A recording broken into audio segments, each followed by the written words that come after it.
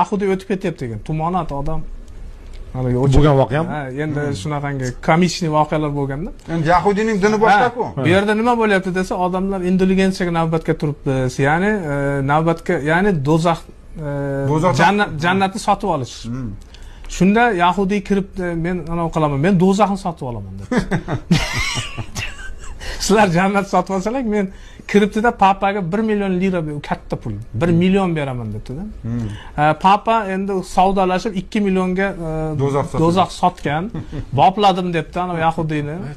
2 millionga bopladim desa, yahudiy chiqib olomonga qarab, "Bo'ldi, men do'zax sotib oldim. Endi hech biring tushmaysan. U meniki." Desa odamlar tarqab ketibdi. Boradi.